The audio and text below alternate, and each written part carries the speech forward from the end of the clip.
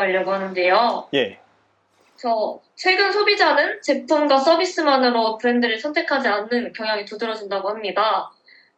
전 세계적으로 소비자가 브랜드의 가치와 뭔가 윤리성에 큰 관심을 기울이는 배경에는 무엇이 있을지가 궁금합니다. 아, 예. 일단 그 첫 번째 두 가지를 이야기하고 싶은데요. 첫 번째는 이제 글로벌 환경이 너무 변하고 있다는 거, 지구 환경과 사회와 이런 우리를 둘러싸고 있는 우리 소비자들이나 혹은 시민들을 둘러싸고 있는 환경이 너무 변하고 있다는 점인 것 같은데, 여러분들도 너무 잘 아시겠지만 성함이 잠시만요. 수민님이랑 전 김주연입니다. 주연님은 저랑 계속 연락했고, 누구시 맞아요. 네. 소연님이라고 하셨나요? 전 수민입니다. 이분 제 수민님. 선배님입니다. 아, 예. 예. 수민님. 네네. 예. 수민님이랑 주연님이 다 너무 잘 아시겠지만, 뭐 기후위기로 인한 변화라든지, 지금 이제 네네. 환경적 위기가 너무너무 커지니까, 그거로 인해 가지고 이제 소비자들이나 시민들을 둘러싼 삶의 여건이 너무 달라졌잖아요. 그리고 미래를 생각할 때도 너무 달라지고, 예, 그런 지점들 때문에 네네. 이제 소비자들이 뭐 단순히 브랜드나 혹은 뭐 제품의 품질 이런 것들 외에도 여러 가지 고민하게 되는 것 같고요. 두 번째는 이제 소비자들이나 시민들 자체의 성숙도 또 혹은 윤리 같은 게 되게 많이 바뀌었다고 생각해요. 예전에 이제 우리가 뭐 자본주의의 역사를 잠깐 봐보면 2차 세계대전 이후에 이제 물품이 사실 인류 역사상 그렇게 풍족했던 적이 없잖아요. 근데 이제 네네. 예, 2차 세계대전 이후로 우리가 이제 전 세계가 모두가 이렇게 경제 성장 뭐 8%, 10%씩 막 하면서 풍요의 시대로 돌아갔고, 그러면서 우리가 이제 어떻게 보면 마케팅을 해서 사람들한테 이 남는 재고를 더 많이 팔아야지 기업이 성장하는 그런 풍요의 시대가 됐기 때문에, 어떻게 보면 사람들의 계속 탐욕이나 혹은 욕심 뭐 이런 것들, 욕구 이런 것을 계속 자극하고 그것을 뭐 없는 욕구까지 막 만들어내는 그런 시기였던 것 같아요. 그런 시기들이 이제 7, 80년대, 90년대까지 이제 정점을 찍었던 것 같고, 이후로 이제 모두가 어느 정도 좋은 제품과 좋은 서비스와 이런 것들을 즐기면서 생각을 해보게 된 거죠. 그러면서 내가 이렇게 집에 물건이 많고 한데 이게 과연 필요할까? 아니면은 내가 맨날 이렇게 어떤 광고나 마케팅을 통해서 이런 제품들을 사는데 많이 갖췄는데 그렇게 행복하고 그렇게 크게 관련이 없는 것 같네? 이런 학습들을 우리가 계속 해왔고, 그런 학습들이 이제 수민님이나 주연님보다 조금 더 윗세대에서는 아마 이제 시작되지 않았나 싶어요. 한껏 과시하고 네. 한껏 나의 욕구를 충족시키고 하는 것들을 했지만, 이제 우리 뭐 형 누나 세대가 그런 것들을 하면서 그런 것을 또 봐온 소비자들은 더 성숙한 의식을 가지게 되면서 지금은 어떻게 보면 이 광고 마케팅 뭐 아니면 비즈니스에 대해서 조금 더 많은 정보를 가지고 또 성숙한 태도로 좀 더 객관적으로 또 비판적으로 바라보는 그런 성숙한 소비자분들이라고 생각해요. 아마 두 분도 포함해서 이 세대에 있으신 분들은 기본적으로 비판적인 시각을 가지고 있고 독립적으로 사고할 줄 알고 그런 새로운 윤리적 소비자층이 탄생했다. 예, 그렇게 생각해요. 그래서 첫 번째는 요약해서 말씀드리면, 첫 번째는 글로벌 환경의 변화, 두 번째는 윤리적 소비자들의 출현. 예, 이런 것 때문에 이제 기업의 마케팅 환경이 완전 바뀌었죠, 사실.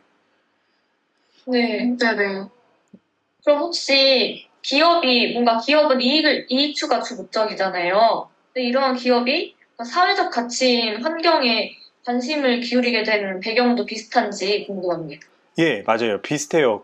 조금 더 두 가지가 다 연결이 돼 있는데, 조금 더 보충해서 설명드리면, 그 기업의 이윤극대화가 기업의 목적이다라는 것도 하나의 사조에 불과해요. 하나의 문화에 불과하고, 예를 들면 우리가 미술 작품을 볼 때, 예전에는 사물을 되게 잘 표현하는 것들이 그림을 잘 그리는 최고의 예술 작품이었는데, 여러분들도 잘 아시는 뭐 모네의 작품이라든지 혹은 뭐 고흐나 고갱의 작품들 때부터 인상파가부터 완전 바뀌었잖아요.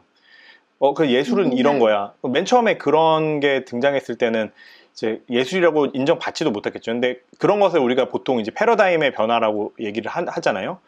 근데 우리들이 아직도 약간은 이 회자되고 있는 기업의 목적은 뭐 이윤 추구다, 혹은 이윤의 극대화다라는 거는 하나의 그 패러다임, 하나의 사고적인 어떤 철학적인 접근에 불과하다고 이야기를 하고 싶어요. 왜냐면은 인류가 있으면서 뭐 우리나라를 보더라도 비즈니스나 마케팅이 70, 80년대부터 생긴 건 아니거든요. 예를 들면 조선시대 때도 있었어요. 봉이 긴선달도 평양유물을 팔았고, 그 전에도 우리가 제품을 만들어서 파는 거는 조선시대, 고려시대, 뭐 신라시대 화폐도 다 있었고 있었잖아요.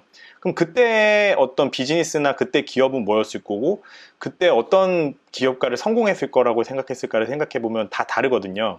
그래서 이제 지금 우리가 뭐 2000년대부터 겪는 기업들이 조금 환경 변화를 생각하는 것 같네. 근데 기업은 이윤 추구인데 왜 이렇게 뭔가 이렇게 변화가 생길까? 혹은 기업들이 잘하고 있는 건가? 이런 생각들은 사실은 우리가 기본 전제인 기업의 목적, 존재 추구 존재 자체가 이제 이윤 추구라는 이 패러다임에서 벗어나서 완전히 접근을 해야 될 필요가 있는 것 같아요. 네, 그 박스 안에 갇혀 있으면은 우리가 자꾸 그 틀에서 벗어나질 못해가지고 이게 예술이야, 이건 예술이 아니야, 이건 비즈니스야, 이건 비즈니스가 아니야, 비즈니스 이렇게 해야지 라고 하지만, 제가 아까 말씀드린 것처럼 비즈니스의 역사 1000년에 걸쳤을 때 이윤 추구가 기업의 목적이야 라고 하는 거는 불과 2, 30년? 예, 저는 그렇게 이야기를 좀 드리고 싶어요. 예. 저희가 지구의 날을 기념하는 뭔가 기업들의 사례들을 찾아봤었는데요. 예. 삼성전자는 지구의 날을 맞아서 폐유 제품 수거 글로벌 캠페인을 열었고, 크라운 제와 같은 경우에는 폰칩 친환경 스페셜 에디션 같은 것을 내놓기도 했는데요. 그리고 스타벅스 같은 경우에도 뭔가 지구의 날 에디션을 출시하게 됐었어요. 근데 이런 것들을 보면 실제로 환경에 도움을 주고 싶어서 이러는 건지, 아니면 그냥 일종의 마케팅 전략 건지에 대한 약간 논의나 토론 같은 게 있더라고요. 이거에 대해서 교수님은 어떻게 생각하시는지 궁금해서 질문 드립니다. 너무 좋은 발견이시고 너무 좋은 지적이신 것 같아요. 그러니까 이런 것들이 감사합니다. 이런 것들이 이제 그린워싱 아니야? 얘네 진정성 있게 하는 거 네. 맞아? 이런 이야기인데 그런 질문이 정말 중요한 질문이고 정말 기업들이 꼭 들어야 되는 피드백인 것 같아요. 근데 이제 그거에 대해서 어떻게 생각하세요라고 생각하면은 저 같은 경우도 절반인 것 같아요.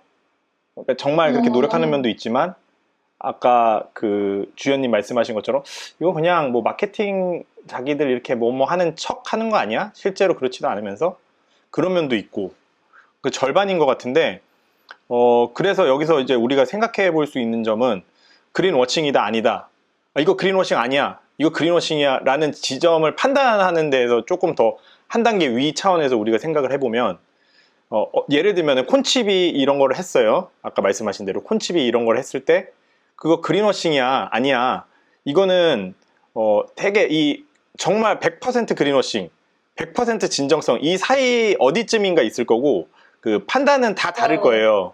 그래서 이 기업은 그린워싱 100%니까 시장 퇴출을 당해야 되고 뭐 불매운동 벌여야 돼, 아니면은 이 기업은 진정성 100%니까 완전히 다 막 소비자들이 막 사줘야 돼, 막 착한 소비 해줘야 돼.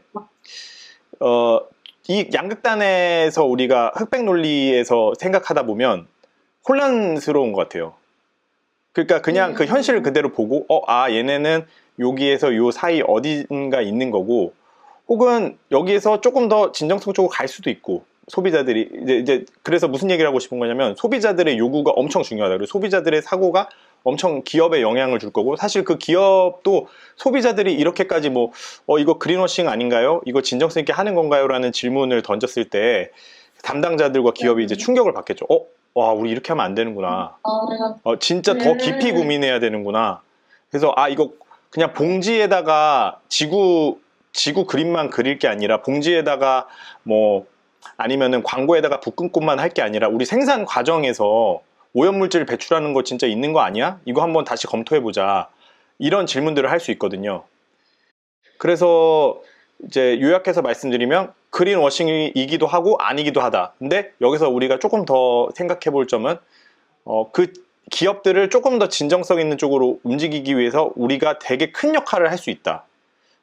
우리가 이렇게 생각하고 뭔가 비판적으로 생각하고 제안하는 것들이 실제로 기업들의 마케팅에 엄청나게 큰 영향을 줄 수 있다는 점을 좀 생각해 보면 그런 관점으로 좀, 그러니까 소비자들이 너무 기업이 우리에게 주는 마케팅을 좋다 나쁘다 판단하는 걸 넘어서 소비자들이 기업의 마케팅에 영향을 주고 바꾸어 나갈 수 있는 게 충분히 크다고 생각해요. 어, 말씀 정말 잘 들었고, 예, 근데 실제로 지난해 스타벅스 같은 경우에는 친환경 메시지를 전하는 취지에서 다회용 컵을 무료로 제공하는 행사를 했어요. 맞아요. 근데 이 행사에서 뭔가 양극단 이렇게 막 논란이 있었던 게 아니라 아예 폐기물 증가에 기여한다는 지적을 되게 많이 받았어요. 아, 그러면 이러한 지적이 뭔가 환경 문제를 대하는 다른 기업이나 기관에도 영향을 미칠 거라고 생각이 드는데 뭔가 앞으로의 그린 마케팅 트렌드가 어떻게 변화할지에 대해서 혹시 예상해 주실 수 있을지. 예, 지금 말씀하신 되게, 질문, 예, 네, 잘 이해했어요. 이해하셨나요? 예, 제가 너무 잘. 횡설수설. 아니에요. 아주 설명 예까지 들어가셔서 너무 잘 말씀 주셨는데요. 스타벅스의 진짜 좋은 예고, 그래서 앞으로는 정말 진정성이 정말 중요하다? 근데 그 진정성이라는 거는 우리가 두 가지로 생각해 볼 수 있는 것 같아요. 그러니까, 첫 번째는, 이 기업이, 정말 착한 기업인가, 그러니까 진정성 있는 기업인가를 판단할 때 이 기업의 동기 측면에서 우리가 좀 볼 것 같은데, 그러니까 동기를 판단하려고 하면은 이 기업이 이제 두 가지 측면에서 생각해 볼 수 있는데, 첫 번째는 이 기업이 정말 어느 지점까지 고민했는지가 되게 중요할 것 같고요. 그거를 앞으로 마케팅 할 때. 두 번째 측면에서는 네. 이 기업이 일정 부분의 손해까지 감수하면서 이걸 했는지, 저는 그 두 가지가 되게 아, 중요할 거라고 생각해요.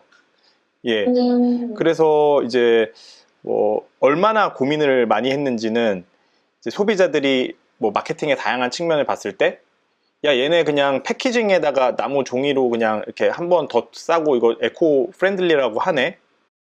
뭐 이런 거 하고, 아까 얘기했던 것처럼 뭐 원재료에 대해서도 생각하고, 아니면은 뭐 생산 과정에서 환경에 대한 영향도 좀 생각하고, 심지어 폐기 이후의 과정에 대해서도 생각하고, 뭐 그런 여러 가지 이 순환 경제라고 하는데 그런 모든 과정을 다 고려하는지에 대한 게 중요할 것 같고, 두 번째로 말씀드린 손해 부분에서는 이 환경적인 목표를 우리가 경제적인 목표만큼 중요하게 생각했을 때 분명히 어떤 고민의 지점들이 발생하잖아요.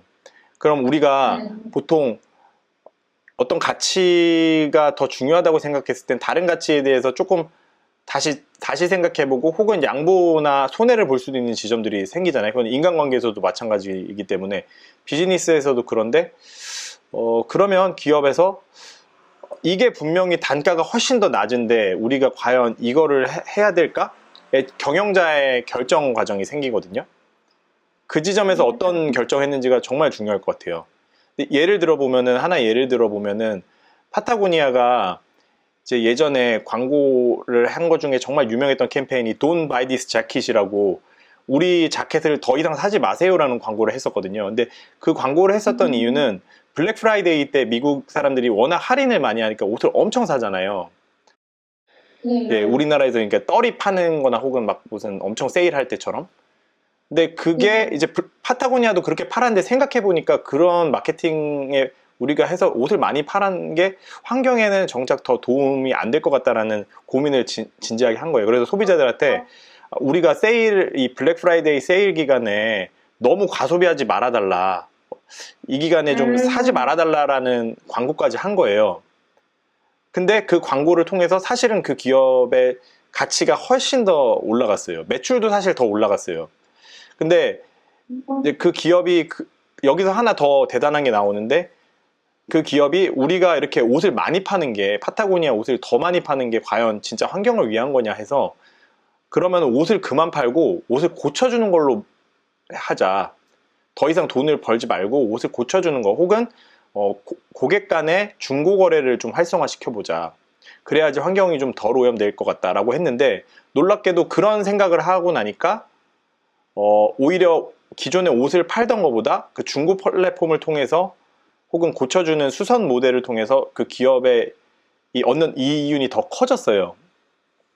결과적으로. 음, 예, 그러니까 여기서 우리가 생각해 볼 수 있는 점은 어, 어디까지 고민했는가, 그리고 얼마나 손해를 감수하려고 했는가라는 그 기준에서 오히려 새로운 비즈니스 모델이나 완전 새로운 마케팅이 발생하는 거예요. 우리가 그거를 비즈니스에서 혁신이라고 하잖아요. 그러니까 신규 비즈니스가 런칭을 한 건데 이렇게 미친 생각을 해야 정말 훌륭한 비즈니스가 나오잖아요. 다른 사람들이 생각하지 않은 것을. 오히려 그러니까 우리가 이 두 가지 이런 새로운 마케팅 트렌드를 생각할 때 훨씬 더 혁신적이고 성공적인 마케팅이 될 수 있다. 그게 바로 앞으로 마케팅의 미래다. 뭐 이렇게 생각해요. 부분 있으세요? 그러면 오늘날 파타고니아 같이 오늘날 뭔가 환경 문제를 대하는 기업의 태도가 이러한 순환 경제에 대한 진지한 고민을 담고 있는지 그런 추세인지가 궁금해요. 네, 지금 최근 ESG 경영이 막 의무화된다 막 이런 말도 있으면서 다 막 너도 나도 ESG 경영 이러는데 다들 이렇게 진지한 고민을 하고 하는 건지 아니면 그냥 보여주기식인지 이 부분이 궁금합니다. 일단 결론적으로 전 세계에는 분명히 그렇게 가고 있고 해외 기업, 글로벌 기업들은 분명하게 그런 방향으로 가고 있어요. 예를 들어가지고 이제 얼마 전에 있었던 파리에서 이제 마크롱 대통령이랑 뭐 루이비통이나 혹은 뭐 샤넬이나 이런 명품 브랜드들 회장들이 다 모여서 패션 팩트라는 패션 협정을 맺었어요. 근데 그 패션 협정이 이제 어떤 거냐면은 이제 우리가 럭셔리 브랜드를 운영하면서 여러 가지 환경에 대해서 진짜 진지하게 고민하고 이런 조치들을 하겠다라고 다 사인을 했거든요. 회장들이 모여서. 예, 그러니까 이제 이런 어떤 뭐 ESG라고도 할 수도 있고 친환경적인 경영 혹은 마케팅으로의 방향에 있어서 뭐 모든 브랜드들, 특히 이제 앞서 나가는 브랜드들일수록 분명히 하고 있다. 예, 그 생각하고 우리나라는 지금 이제 앞서 나가는 기업도 있고 또 그냥 이렇게 앞서 나가지 못하는 기업도 있지만 금방 그런 것들을 잘 하는 방향으로 가고 있다고 생각하고 있어요. 혹시 앞서 나가는 기업 예시가 있다면 들어주실 수 있나요? 우리나라에서요? 네. 우리나라에서 예를 들면은 많은 이제 스타트업들이 오히려 그런 일들을 하는 경우가 많아요. 새로운 비즈니스를 하면서. 뭐 두 가지 예가 있는데 하나는 이제 둘 다 제가 잘 알고 아주 애용하는 서비스예요. 하나는 이제 배달 음식, 전 세계적으로 배달 음식을 엄청 많이 하잖아요. 우리나라뿐만 네. 아닌데 배달 음식을 할 때 우리가 보통 이제 일회용기를 쓰다 보니까 쓰레기가 너무 많이 벌어지잖아요. 근데 그 리턴잇이라는 서비스는 그 음식 용기를 가져다 주고 음식을 다 먹으면 그걸 그대로 반납을 하면 잔반과 같이 가져가서 그걸 친환경적으로 처리를 해줘요. 예. 그래서 이제 어떤 이산화탄소 배출에 혁신적으로 기여하고 있는 기업이고요. 두 번째 기업은 이제 플랜틀리라는 이제 제 친구가 하는 비즈니스인데, 예, 그거는 이제 신선한 채소하고 그런 것들로 스무디를 서비스하는데 이제 보통 이제 그런 급속 냉동 채소가 건강에 워낙 좋으니까 그거를 배송하려고 그러면 막 스티로폼 쓰레기 엄청 나와요. 근데 이 기업에서는 이제 친환경적으로 환경을 사랑하는 마음으로 건강을 사랑하는 마음으로 하다 보니까 그 박스를 개발했어요. 그래가지고 그 특허를 냈는데 그래서 스티로폼이 아니어도 종이로도 그 보온 효과를 아주 잘 낼 수 있는 그런 박스를 개발해가지고 그거로 고객들에게 잘 배송하고 있어요. 이런 예들이 저는 되게 우리나라에서 혁신적인 기업가들이 되게 앞서 나가면서 이런 변화들을 만들어 나가고 있다라고 생각하고 있어요. 아까 그 ESG 경영 의무화에 대해서 언급을 해가지고 하나 질문드리고 싶었던 게 있는데요. 그 이제 최근에 대한상공회의소에서 기업들을 상대로 설문조사를 했는데 그 기업들 중에서 56% 정도가 이제 ESG 경영 의무화를 미뤄야 한다라고 답을 했다고 하는데 혹시 이것이 어떻게 설명이 될 수 있을지를 좀 여쭤보고 싶었거든요. 혹시 교수님은 어떻게 생각하시는지 궁금합니다. 그 ESG 경영을 미뤄야 된다는 건 아마 이제 지금 이제 뭐 코로나하고 그리고 러시아의 우크라이나 침공 같은 여러 가지 문제들로 인해 가지고 이제 원자재 가격도 올라가고 뭐 예를 들면 수출과 수입에 있어 가지고 운송료도 올라가고 이런 여러 가지 그 때문에 이제 기업들이 부담을 느끼고 있는 상황이에요.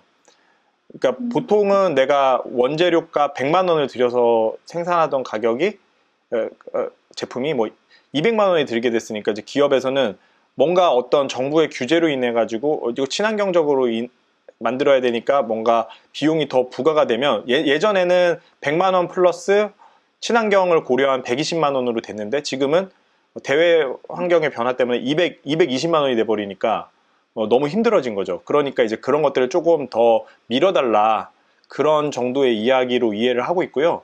이제 큰 어떤 글로벌 사회 전 세계에서 이런 ESG로 가는 방향에 대해서는 동의는 하지만 속도가 너무 뭐 빠르다 혹은 너무 강압적이다 이렇게 느낄 수 있으니까 이제 의견을 내시는 거겠죠.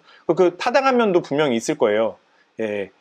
하지만 이제 조금 제 개인적인 생각을 말하면은 단기적으로는 우리가 뭔가 좀 지금 경제가 어려우니까 이런 거 부담이 너무 합니다. 뭐 이렇게 이야기할 수 있는 부분도 맞지만은 워낙 지금 올해 특히 드러나는 이런 기후 위기로 인한 여러 가지 재앙스러운 일들을 고려해 봤을 때는 사실은 뭔가 미루는 식으로 조처하기가 되게 어려운 상황이다 이런 생각이 좀 드는 것 같아요.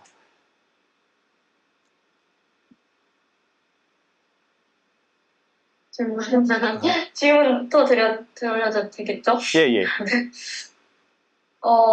이번에 그린워싱에 대해서 뭔가 본격적으로 질문을 하나 드리고 싶은데, ESG 열풍과 그린워싱의 연관성에 대해 하나 여쭤보고 싶은 부분이 있는데, 뭔가 최근에 해외나 국내 중심으로 ESG 투자 열풍이 확산되자 전 세계 기업들이 기업 이미지 개선을 위해서 친환경 경영을 위장하는 사례가 늘어나고 있다고 해요.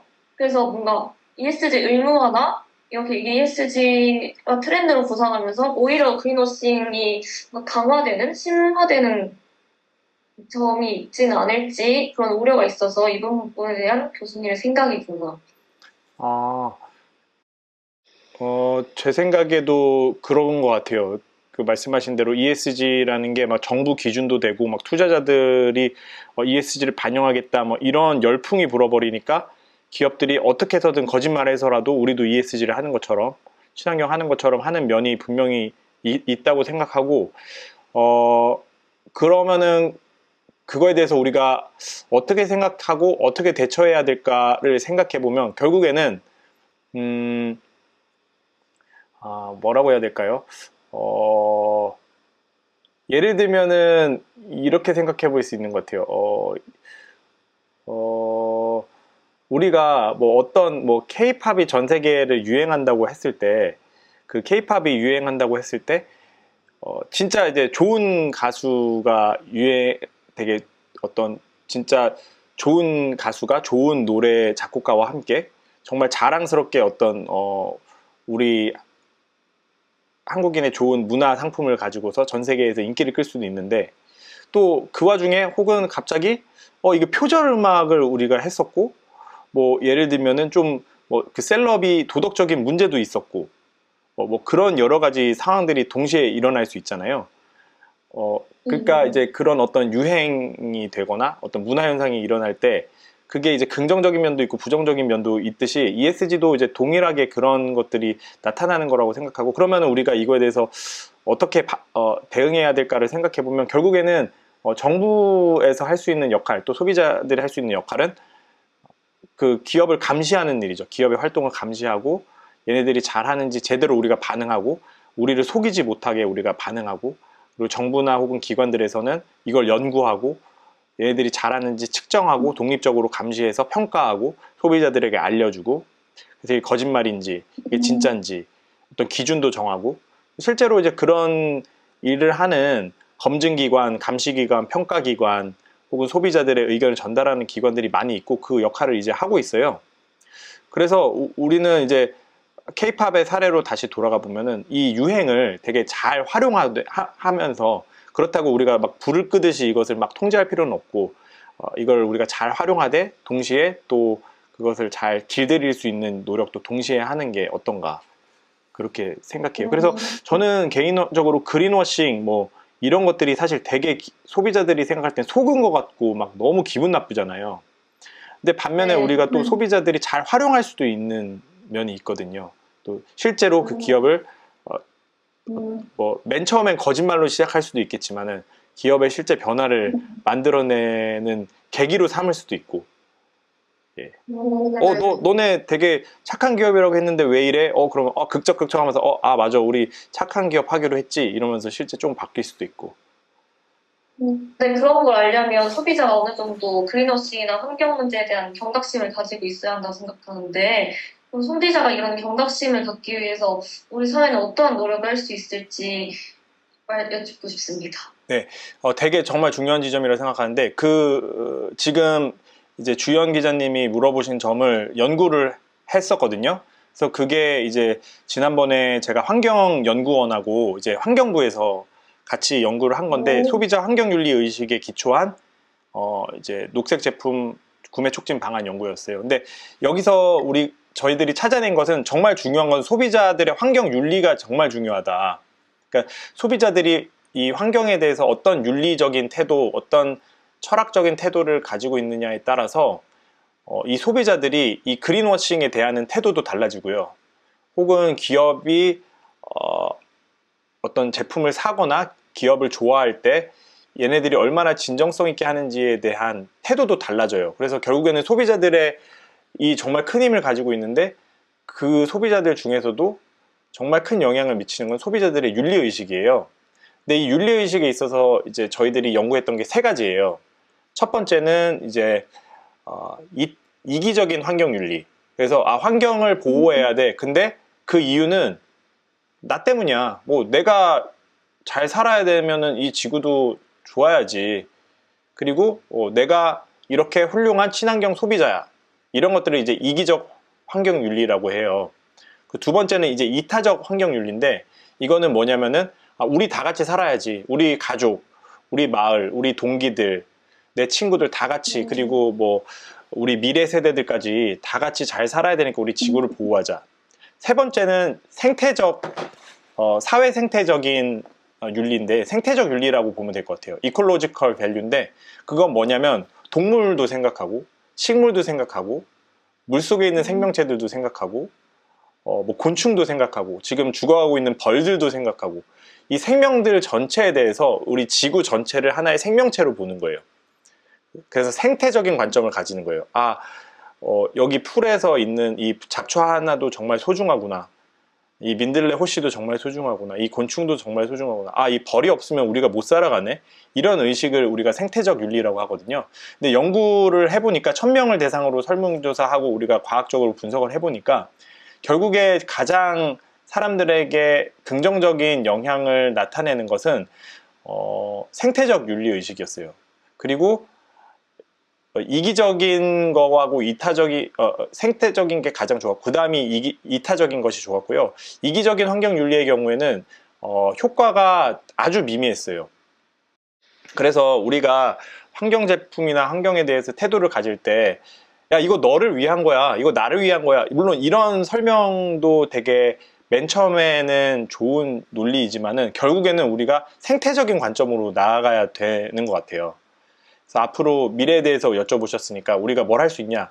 생태적인 거에 대해서 우리가 공부하고 또 그런 세계관을 갖출 필요가 있다고 생각해요. 그래서 방법은 뭐 중고등학교 때 교육을 받을 수도 있고요.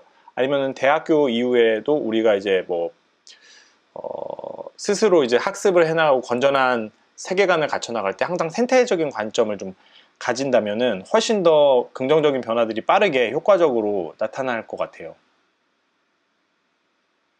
감사합니다. 그 소비자에 대한 얘기를 하셨는데, 저는 소비자의 인식이나 이런 거 못지않게 정부의 규제나 뭐 기업의 투명한 정보 공개 이런 것도 중요하다고 생각하거든요. 아까 규제에 대해서도 좀 말씀을 하셨는데, 규제가 제가 찾아본 통계 자료에서는 99.8% 정도가 이제 단순한 행정 처리에 불과했다, 행정 지도에 불과했다. 그래서 좀 더 규제가 강화돼야 한다 이런 주장을 하시는 분들도 있고 해서, 혹시 교수님은 정부의 규제나 아니면 그 기업의 투명한 정보 공개 이런 거에 대해서는 어떠한 변화가 있어야 된다고 생각하시는지, 아니면 지금의 수준에서도 충분히 잘 이루어지고 있다고 생각하시는지 여쭤보고 싶었습니다.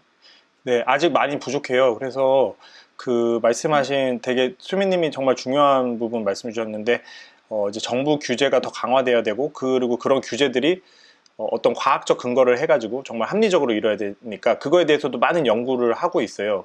근데 그리고 이제 두 번째 말씀하신 정부 규제 말고 이제 기업의 투명성, 그것도 너무 중요한 문제인데 기업들이 거짓말하는 이슈도 있고 또 하나 이슈는 뭐냐면은 기업들이 어떤 제작을 할 때 보통 하청을 줘요. 하청을 주면은 하청 주는 뭐 예를 들어서 나이키가 신발을 만들 때 그 나이키가 신발을 만드는 게 아니라 신발을 만드는 공장이 따로 있잖아요. 뭐 중국이나 인도네시아에.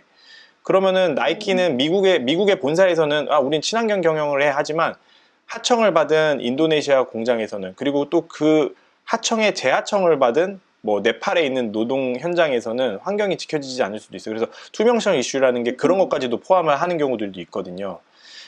그러니까 듀 딜리전스라고 그런 감시하는 의무까지 포함하는데 결론적으로는 그런 정부 규제, 기업의 투명성에 대해 가지고 국제사회에서 이 이슈를 너무 잘 알고 있기 때문에 기업에서는 이걸 연구하고 그것까지 해야 돼? 이런 걸 몰랐지만은 유엔을 중심으로 한 국제기구들에서는 이것을 연구하고 있고 어떤 기준을 명확하게 제시하고 있어요.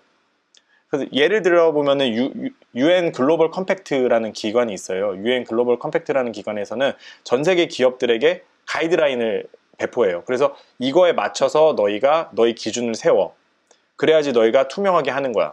그리고 정부에다가는 이런 정책을 내실 때에는 이런 부분을 넣으시고 이런 부분을 빼셔야 됩니다라고 국제적인 기준을 계속 권고하고 있어요. 그걸 권고하니까 이제 기업들이나 정부가 받아들이는 거는 자유이긴 하지만 회원으로 가입하고 그래도 참여하는 기업들이 아주 많아지고 있어요. 그래서 우리나라 기업들도 지금 말씀하신 기업의 투명성, 뭐 정부 규제 이런 부분들이 사실 글로벌 기업들 같은 경우는 아마 해외 뭐 유럽 시장이나 특히 유럽 시장을 따라가기 위해서 이렇게 막 되게 울며 겨자 먹기 식으로 빨리 따라가는 부분들도 많이 있을 거예요. 왜냐면 정작 우리나라에서는 뭐 별로 사람들도 관심이 없었는데 뭐 유럽에서는 예를 들면 일회용 봉투 사용이 금지돼 있거든요. 그러면 야 이거 안 되네. 어쩔 수 없습니다. 이거 회장님 이거 이렇게 하시면은 비즈니스 못 합니다. 그러면 야, 바꿔야 되겠네 하면서 바꾸는 거죠. 좀 지금 다 했어. 네. 네. 저희 그 생각해온 질문은 모두 마무리 됐거든요. 그래서 혹시 교수님 마지막으로 하고 싶은 말씀 있으신지 여쭤보고 싶어요. 교수님께서 어제 좋은 의미 있는 말씀 해주실 수 있다고 몇 가지 더 말하고 싶으신 부분이 있다고 하셔서 그 부분 이야기해 주실 수 있을지. 네. 제가 강조하고 싶은 거는 이제 두 가지인데요. 하나는 이렇게 지금 수민 기자님이나 이제 주연 기자님이 하시는 것처럼 이런 학생들이나 소비자들의 인식에 대해서 우리가 생각해보고 정보를 전달하고 알려주고 경각심도 일으키고 뭐 변화도 하는 이 행동이 정말 중요해요. 생각보다도 아주 많이 중요하고 환경적으로 우리가 더 지속 가능한 미래를 만드는 거에 있어가지고 개인 한 사람은 이거 뭐 내가 하나 한다고 바뀌겠어? 라고 생각하지만 우리들이 공공재 문제에 있어서 항상 실패를 극복하기 위해서는 그 심리적인 것을 우리가 극복해야 되거든요. 나 하나 한다고 뭐 내가 안 한다고 뭐 그런 문제들 때문에 이제 사회에 많은 문제들과 공공재의 부족이나 뭐 이런 것들이 생기기 때문에 그런 거에 대해서 알려주고 당신의 참여하는 것이 정말 중요합니다라고 알려주는 것들 이런 게 너무너무 중요하다는 얘기를 하나 하고 싶고요. 두 번째로는 이제 기업의 진정성이나 그린워싱에 대해서 이야기를 하고 싶은데 기업은 인간이랑 똑같다고 생각하시면 돼요. 100% 선한 인간이 없듯이 100% 선한 기업도 있을 수는 없어요. 그렇다고 또 100% 악한 인간이라고 하기는 우리가 조심스럽듯이 기업도 또 마찬가지거든요. 그래서 우리가 진정성이라는 거를 중요하게 생각하면서 이제 기업이 100% 진정성이 있진 않지만 기업이 100% 진정성이 있다고 생각을 우리가 당연히 안 하지만 진정성이 없는 기업도 진정성이 있는 기업으로 같이 변화시켜 나가는 게 되게 중요하다. 그리고 기업에게 우리가 너가 진정성 있는지 진짜 지켜보고 있다. 이런 어떤 민주적인 우리가 주권을 가진 시민이듯이 투표권을 가진 시민이듯이 구매할지 안 할지라는 권리를 가진 소비자로서 되게 그런 민주적인 어떤 힘을 발휘해서 기업을 그렇게 바꿀 수 있도록 하는 것이 되게 중요하다라는 생각이 들어요. 그래서 그 두 가지를 좀 마지막으로 이야기를 전해드리고 싶습니다. 아, 네. 너무 좋은 말씀 많이 해주셔가지고 제가 너무 감사해요.